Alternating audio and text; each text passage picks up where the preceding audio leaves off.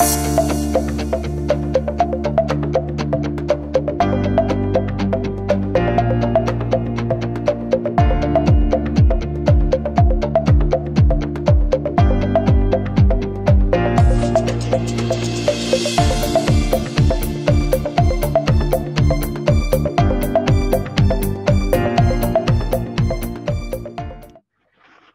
afternoon, Dave, and how are you today?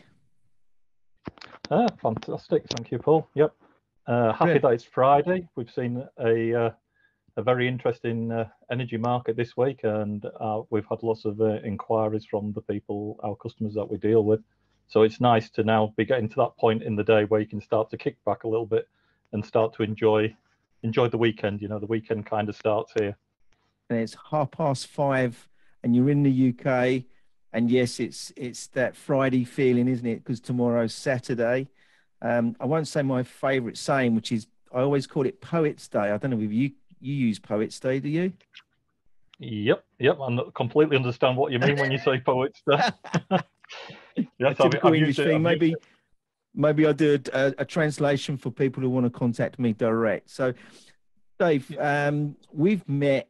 I think we met this time last year, and we've had a meeting on Zoom, and we talked about the industry together. You reached out to me. You commented on quite a few of my posts over the sort of last year, etc. So I know a lot about you and what you do and etc. But for the benefit of our audience today, could you give us some background to Dave Loveday, your sort of where you've come from, your origin story, and what you're doing today? Yeah. My story into energy is probably quite unusual. If I go way back in my career, I've been in the energy industry about 20 years, but if I go right back to the start, the way I got into energy was to deliver coal as a train driver into coal-fired power stations of Yorkshire. So Drax and Eggborough Power Station, for anybody who knows the Airedale power stations. Sat around on one dismal evening waiting to be unloaded. I was looking at the power station. I thought, that looks interesting. I wonder what actually goes on inside there. Love it. So I moved into the power station as a plant operative. So outside on the machinery out there, the boilers, the mills that grind the coal up, all the pumps, the generator. Cut my teeth on those, and then I moved from Eggborough to Drax Power Station into the operations, into the control room. So I was an assistant unit controller on the 645 megawatt generation set. That's amazing. So would you have been working for the CEGB then? No, I was post CEGB. So I came in when the industry had been privatised. I joined National Power when National Power had its own rail arm. So National Power decided to buy 6 locomotives and I had a rake of wagons. It already had a bit of experience of the open track licensing for the rail network in bringing gypsum to Drax Power Station for the flue gas desulfurization plant there, and then decided that he wanted to buy some more wagons to move coal to its power stations, and that's when I became involved. So we're talking about 1995 here, right? When I started in the energy space. 2001 saw me at Drax for when we had NETA go live, so the new electricity trading arrangement. Yep. And that's when I moved into trading. And from there, really, my career has been either as a category manager or an energy manager, or I've been working in the consultancy space. And that's where it finds me at this moment in time. I work for a third-party intermediary in the consultancy space, managing energy procurement, validation on behalf of large retail and industrial consumers. So I've been across the whole gambit, really, from generation, actually seeing the electricity generated, through to managing people's consumption and utilization of it. And along the way, I've also experienced the start of the renewables obligation, the start of the European emissions trading scheme, and most recently we've also got the UK trading scheme, which is kind of interesting, really, when you think even before there was a European emissions trading scheme, there was a UK trading scheme. We kind of have invented the concept, then we're kicked out because of Brexit, and now we've got our own scheme once again. That we're looking to once more at some point in the future, I dare say, integrate back into the European emissions trading scheme to have that larger pool of emissions to be able to trade with, because ours is a very small and niche scheme at the moment, given it's just UK and UK industry that's caught by it. And when you talk about the trading and the energy work you've been doing, has that been for major energy users or the SME sectors? It's predominantly what we call what you know as INC clients, so large industrial and commercial clients, and not the smaller end of the market. So yeah, we have some large facility management companies in there. We have some large manufacturing companies in there. So there are some quite heavy energy users in there that we've been managing their positions for.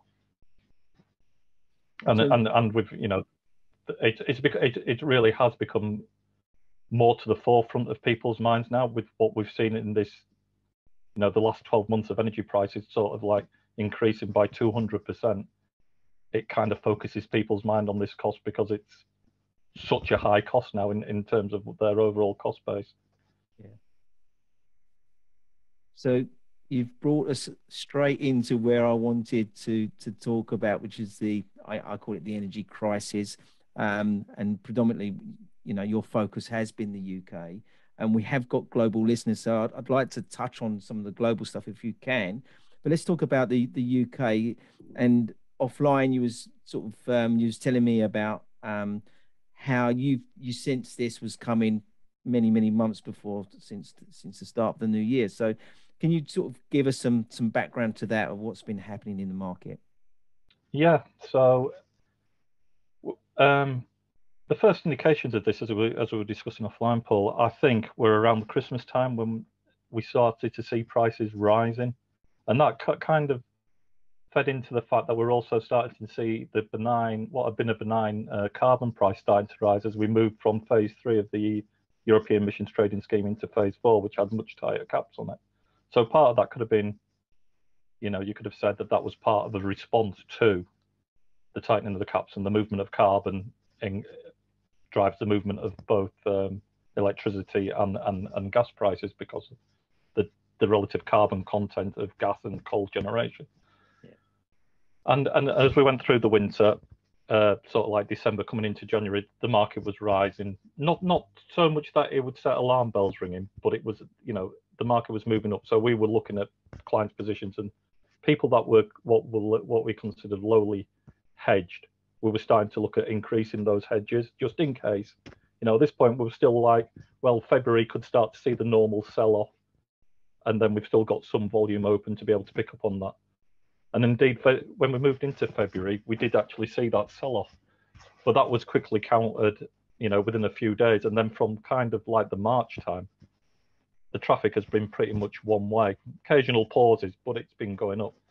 And the reasons behind that are manifold. I mean, a number of them are weather derived. We had a cold, extended cold period, not like the beast from the east cold, but it was cold enough that people would want to keep their heating on to keep their houses warm, which depleted the amount of gas that we had in storage. So we got to a point in April where normally we'd have been injecting gas, we were still withdrawing gas, so that overall storage level was going down, which meant that we then had a bigger amount to recover through the summer period to get ourselves into a good position for this winter. Then you couple into that the COVID period that we'd just gone through, where nobody could go out to do anything, and that included doing maintenance on gas infrastructure. So what we did see as well was a significant amount of maintenance taking place both on UK gas infrastructure, but also on Norwegian gas plant as well. So we've seen kind of unprecedented levels of maintenance on Norwegian gas levels. Again, been a bit more UK centric. Nuclear power plant, about 50% of the nuclear fleet in the UK was offline for various checks and maintenance. Yeah. So and then of course the final part of the puzzle was, of course, the UK has about 19 gigawatts of installed wind capacity, which is fantastic when the wind blows. Doesn't do very much for you when it isn't. No. So all these factors kind of came together, which meant that even though we need the energy, we need the electricity, we would already deplete in our gas storage, but we needed gas-fired generation to be on the bars to make the shortfall from the renewables and the nuclear plant not being available. Yeah. And this is what we think. And added to that, wasn't there a reduced capacity for the storage as well? Haven't we shut down one of our storage areas because of lack of funding from the government? The rough storage, which was the largest storage facility under the North Sea, has been shut down for a while because it needed some extensive as I understand it, it needed some extensive remedial work undertaken on it. And the differential price between summer and winter to buy gas in summer, inject it, and then withdraw it in winter, that differential wasn't there because we were getting a lot of LNG cargoes coming in from around the globe. So the funding to be able to do this maintenance work wasn't there. So Centrica, the owners of Rough Storage, decided to shut it down at that point. Yeah. So we lost our largest storage facility. Not to say in the UK we don't have storage facilities, but they're all medium-term, short-term, churn in a month kind of storage facilities. Yeah. So what would have naturally been a buffer to spikes in prices isn't there. But I mean, going through this scenario that we've gone through, it's difficult to see when we would actually be injecting because the price of gas has just been going up and up all the time. There isn't been that kind of, summer's cheap, buy now, store for winter when winter will be more expensive. It's been that continual flow of prices upwards, until we've got into the start of winter this year, which, October's been very good to us. We haven't had a cold snap yet, touch wood. It's been relatively mild, relatively wet, and windy. So that's taken a bit of pressure off the start of winter. But let's see how winter plays out. Is it lulling us into a false sense of security at this moment in time? So that's really what we've seen. But also on a global scale, we've seen, LNG tankers that may have come to the UK going to the Far East because they had a cold winter like the UK had a cold winter. They depleted their storage. We saw extremely high prices in China, Japan for the January period. And clearly they didn't want to get caught again going into this winter. So they have been buying, gas like it's going out of fashion. Yeah. We've also had Latin America suffering from droughts. So their hydropower's been down. So a lot of American cargoes that may have transited the Atlantic have been going into Latin America. So you've also seen gas cargoes from America transiting through the Panama Canal to get to the Asian markets. So we've lost that flow. We've lost the Qatari, the African flow, because that's been going to the Asian markets. I'm not saying we've not had any LNG cargoes, but it's been a constant battle through the summer to attract those cargoes.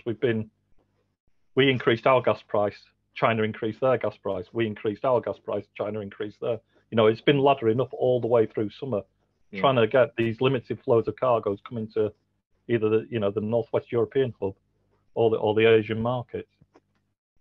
And then obviously feeding into China's demand for gas has been the fact that they had a kind of moratorium on indigenous coal, being able to mine indigenous coal because of safety concerns around the mine. So the Chinese government kind of limited what they could have in terms of indigenous coal. So if you don't have one fuel source, you've got to replace it with another one, which is gas.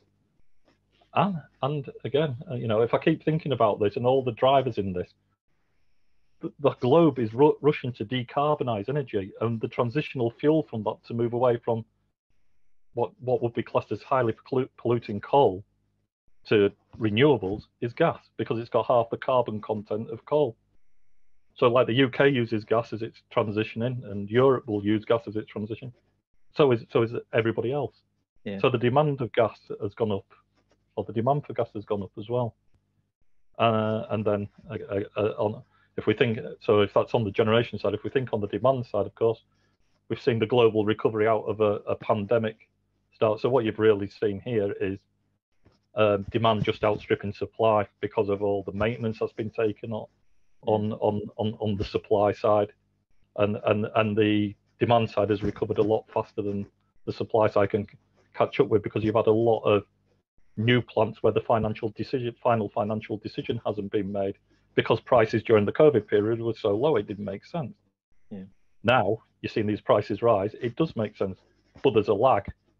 So demand will, we've seen what demand has done, but it'll take a while for supply to be able to catch up with that, just because some of the decisions that you maybe needed to be made a year ago, 2 years ago, have been postponed. So you'll have that delay in supply being able to catch up. And then we had another issue regarding the interconnection, didn't we? The interconnector between the UK and France. Unfortunately, there's two, in the simplest terms, two wires there. And unfortunately, there's been an incident on one of the wires, which means that has gone down from 2 gig down to 1 gig now. And looks like it's likely to be so until late part of 22, maybe 23, I'm thinking. Wow, I thought that was going to be like a couple of months out. So it's going to be out for It's going to be out for a while. I'd need to have a look at how long the one that was involved in the fire is going to be out for, but it's not a quick return on that one. The other pole, which was on maintenance, is coming back and should be back on within the next couple of weeks, I think. Right, so we had one of them down on maintenance and one caught fire. Yes. Hence, we had none. Right. Yeah, for that one. So that's for. So what I heard then is that the getting it back online was obviously the maintenance one that was coming back online within the month. Right. Yeah. That's the way I understand it. So we have heard from the government saying that these times are here to stay for a significantly long period of time. Are we likely to ever see this turn around again and go back to the norm regarding energy, or are we're going to have to live with all this for a long period of time now? If you're looking at the forward curves in the energy market, you're probably looking at elevated prices out until summer 23, winter 23. A lot hinges on how we get through this winter. A lot hinges on our friends in Russia and what they're able to supply extra in terms of gas into Europe, and I suppose that's what's been interesting this week is the sounds that are coming out of Russia, and with Putin telling Gazprom they need to get their internal storage filled by, I believe, the 8th of November, and then the European market looking at, well, once that's done, is there going to be additional flows into Europe?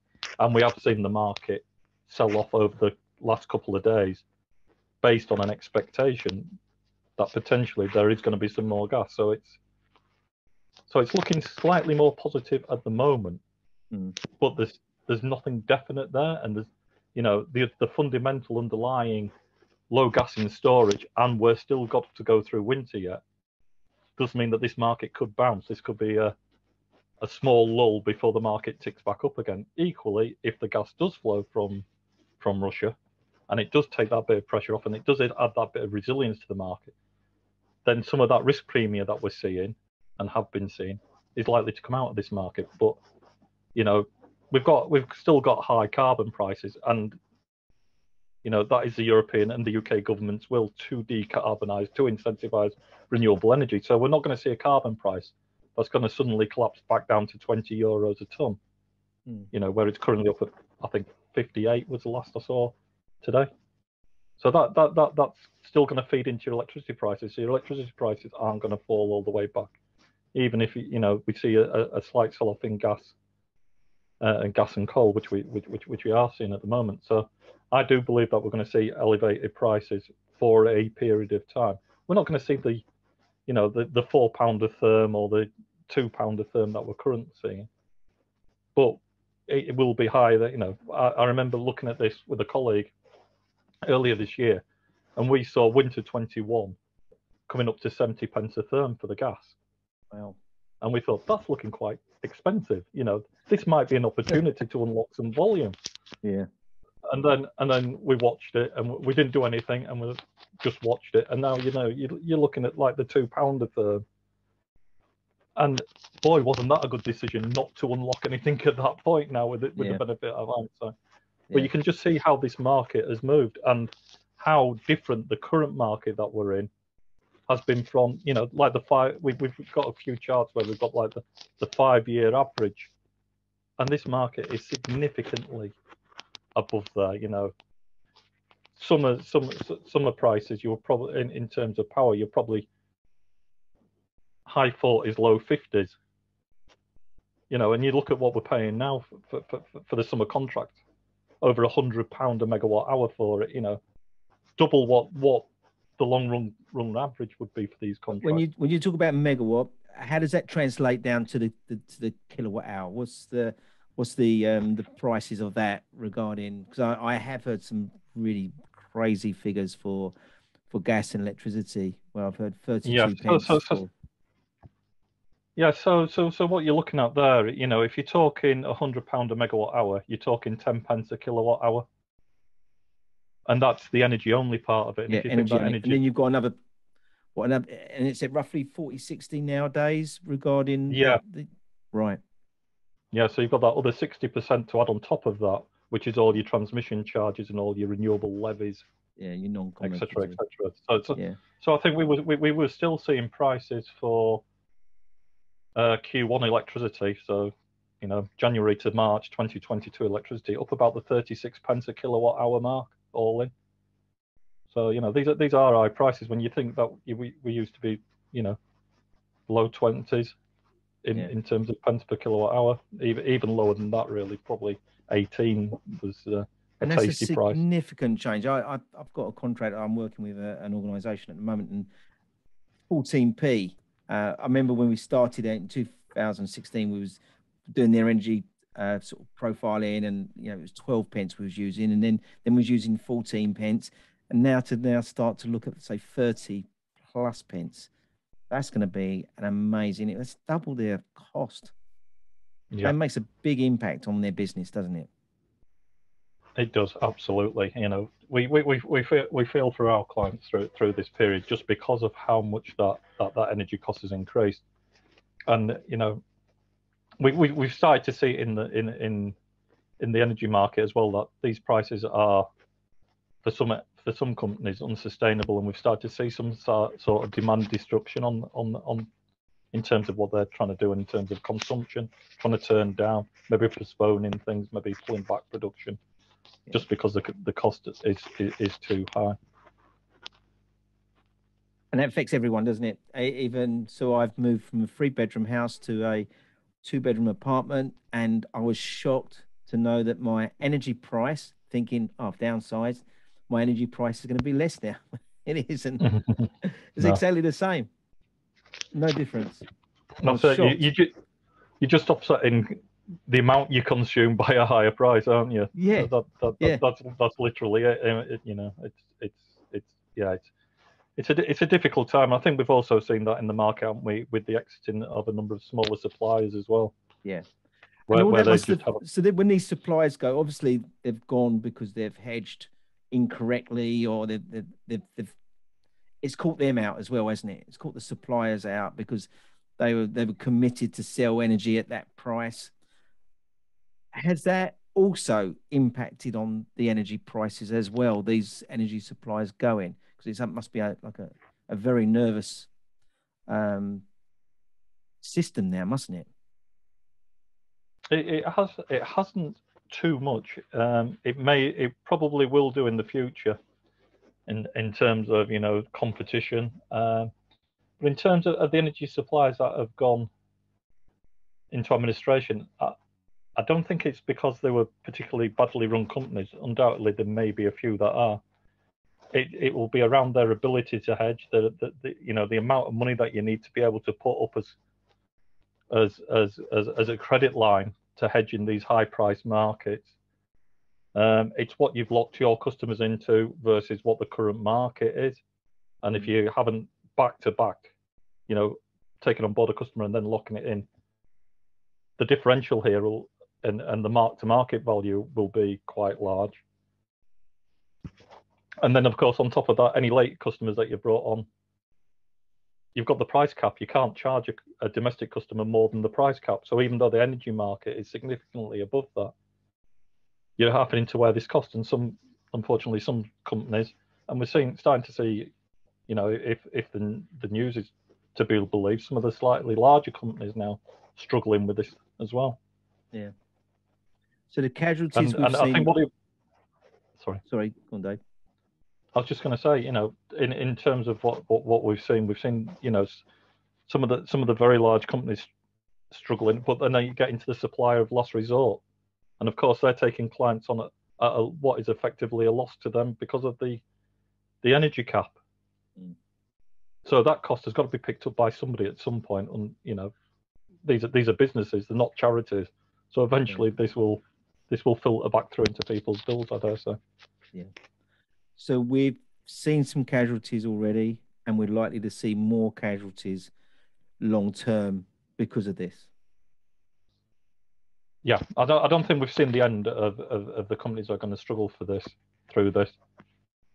It may slow down now. The energy prices turn slightly. It may slow down. You know, all we can do, and I think what the energy industry as a whole is hoping for is a return to normality in terms of prices.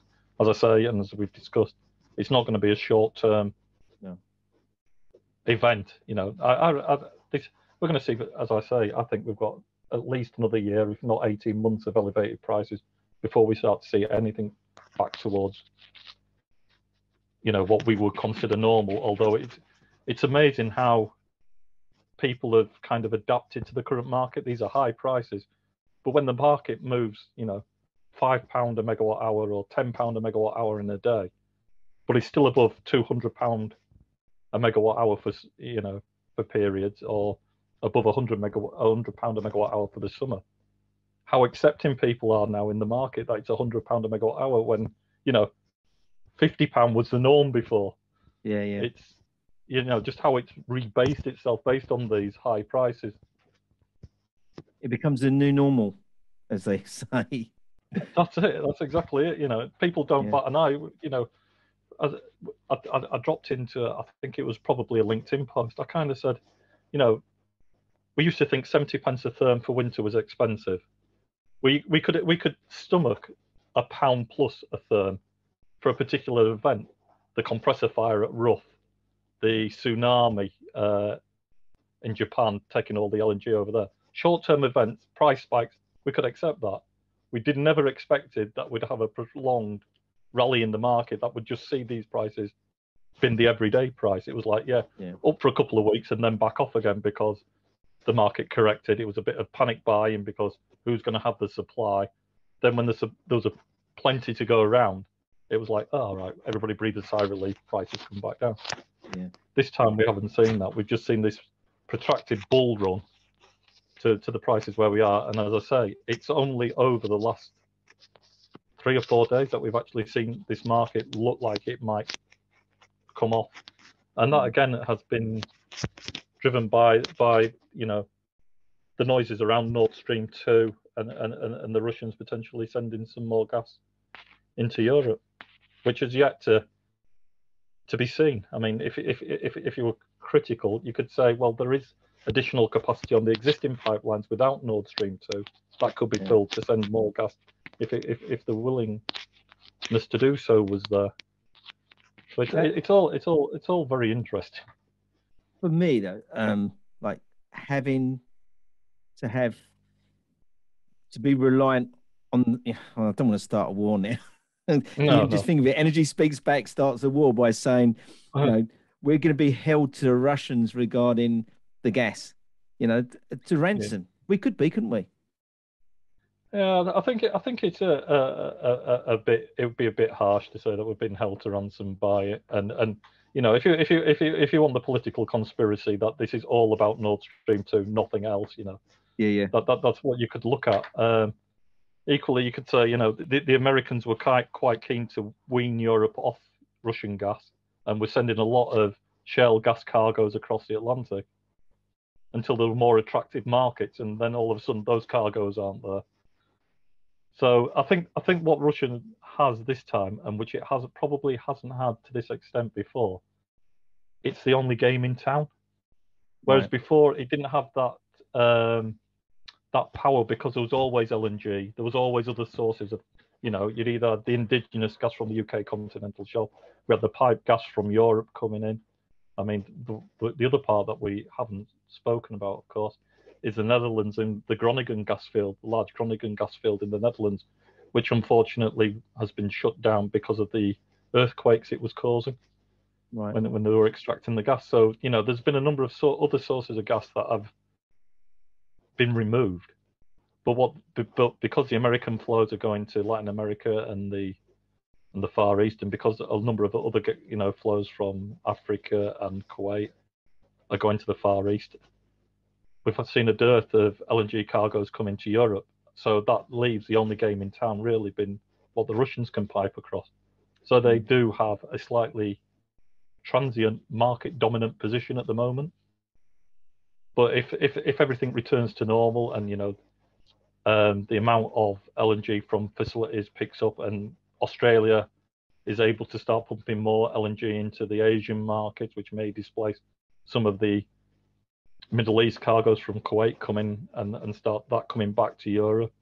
If the situation improves in Latin America so they can move back to more generation from hydro and reduce their requirements for LNG, so we see all these cargoes starting to come back to the northwest, then of course that power that Russia currently has diminishes.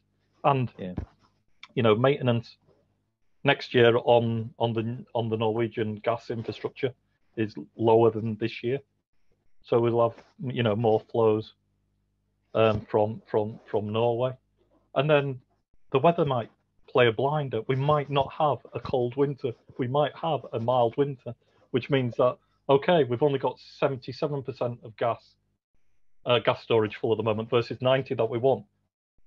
But we might come out with 50% still in there, and then it's a whole new ball game when we move into the next year. There's so amazing market. What is an amazing marketplace? You've become an economic person about the economics, and now you're talking about being a weatherman as well, Dave. That's what you need to be, isn't it? Yeah, you need to wear many hats in trade in energy. It's certainly with the interconnection between the markets, the fact that a lot of gas is now LNG on ships that can go wherever there's the infrastructure to unload them. It's not uncommon now to see ships turn around mid-voyage because another market is now trading at a premium to the one it was originally going to be delivering to. Yeah. So we have. Well, I used to live along the Thames, and we could see the gas boats sitting out in the estuary there, waiting to come in, but they wouldn't come in because as soon as they came in, that is the price of the gas. Well, they're waiting for the gas prices to go up before they came in, so they'd sit out there. And I used to sit out all the time and ask the question, why are those tankers sitting out there? And that's what because it was the price wasn't right. The premium prices weren't right for them. Yeah. It's not like a pipeline where it's there, it's fixed. The flow from A to B is, yes, you don't need to flow gas, but that's the only place that you can deliver it. When it's on board a boat, it can go anywhere that's got the unloading facilities for it. So so the world really is your oyster in terms of being an energy trader with a cargo of gas and looking at all the various different markets where to deliver it to. And did we have the problems with the boat that got stuck in the canal? Did that the Suez Canal well? with the Evergreen. I think it was Evergreen, one to the container vessel that got lodged across the Suez Canal. Yeah. So we saw LNG that would have come up from Qatar, been trapped behind that. So that left with a number of vessels out of position, kind of thing, and journey times taking longer because they had the choice then whether they're going to go around the Horn of Africa to come to the European markets or wait it out. So there's been some absolutely amazing issues that have all accumulated around the price, isn't there? If you think back, you've just rattled off about 10 or 20 different things here that have all contributed to this global crisis. Yeah, but there have been a number of things that have all led into this high energy price, and they have just seemed to build as we've gone through the year. They just seem to build on each other. I remember hearing about the container ship across the Suez and thinking that isn't going to be good for prices. you know, just because of the impact on the LNG flows. But you know, it's just been one of those years where it's been like the catch-up year from COVID. So 2020, nothing could be repaired, nothing could be done. Yes, we weren't using as much because we were all in lockdown and sitting at home, and industry was pared back. But then, of course, when the brakes came off, everything was like, oh, you know, everything wanted the energy, but everything was still in maintenance mode to catch up. And that's what we've seen. It's just been perfect. It's perfect economics, isn't it? Supply and demand. Yeah. And price is set by supply and demand, and getting that back into equilibrium. Yeah. Well, the demand's been there, but the supply's been slow to catch up. So we've just seen that price. So the interesting point, you come on this podcast today and you was telling me how, you know, you're really pleased that it's now Friday evening. You can kick off your shoes, put your feet up and start relaxing. You can't start relaxing because you've still got this market doesn't turn off, does it? It doesn't stop for Friday night, does it? You're going to be constantly thinking about it and researching, or things are going to be coming up all over the weekend. Yeah, I mean, more. You know, the energy market. You know, the European and UK energy market goes to bed on a Friday night and wakes up fresh on a Monday to see. You know but it looks at what's been happening over the weekend in the oil market, etc., etc. Other markets that feed into the energy market. So yeah, I'm always looking at like the oil price and things like that just to see if I can get some steer, because if you remember, in the early days, oil and gas used to have a very tight correlation. Not so much now. They tend to trade off their own markets. But if the oil price went up, you knew the gas price was going to go up. And I think that is still true to some extent. If the gas market hasn't got anything else to drive it, it's just like it remembers its old friend oil. And if oil's gone up, then gas will go up if there's nothing else. What was the reason to bring that more in line? Was it because we was using the gas to generate electricity? What? Because it used to basically follow each other. The oil used to go up, then the gas, then electricity, didn't it? They used to trend each other. Didn't they track? I think the correlation between oil and gas, and somebody who probably knows more than me and can probably correct me on this one. I just thought that it was because gas was associated with oil. Where you tended to find oil, you also tended to find gas. Yeah. So I thought those two were linked. Now, it might be that one's a replacement fuel for the other, which is something that we have seen in this market, where people who are able to burn heavy fuel oil for electricity generation have been doing so in preference to coal and gas because of the relative prices. But you don't see so much of that in Europe, of course. Yeah. But that's why I'm thinking there used to be that tight correlation between the two, and there was some legacy contracts, I think, which have probably all ended now, where it was indexed off the oil price. The actual price of gas was indexed off oil, so there was an element of the oil price in there. So if oil went up, gas had to go up with it. So, Dave, I like to put all my guests. You've been amazing, actually. There's some of this stuff that you've been talking about, your knowledge regarding the, how it all unraveled from the start of the year. It's been really interesting to hear some. I've been writing articles about this, but I think I've just written about the highlights of everything. You've actually gone into more detail, which I really appreciate that for our listeners today. But I like to put my guests on the spot. And it's at this stage of the podcast where I'd like to ask you a question. And that question is there something you can give back to our audience today as a takeaway to help them in their roles as an energy expert? I think, it's corny. It's always a corny saying. You've probably heard it 1,000 times, but the cheapest kilowatt is the one you do not use. So I think in terms of what we're seeing in terms of high prices, whereas before we've looked at energy efficiency measures and the payback hasn't been there because the relative energy prices have been low. Now's a good time to get in front of your FD and say, I've got this energy saving efficiency scheme, and it now pays back not in 5 years, it'll pay back in 2 because of the high energy prices. Yeah. So some of those things that were put into cupboards, never to be looked at again, maybe should be brought out now, dusted off and put in place. That's a very good point, yeah. I think I'm going to go through my drawers later and get all those energy reports I put together. And all those 2-year contract, all those 2-year paybacks, I've now come down to 6 months, maybe.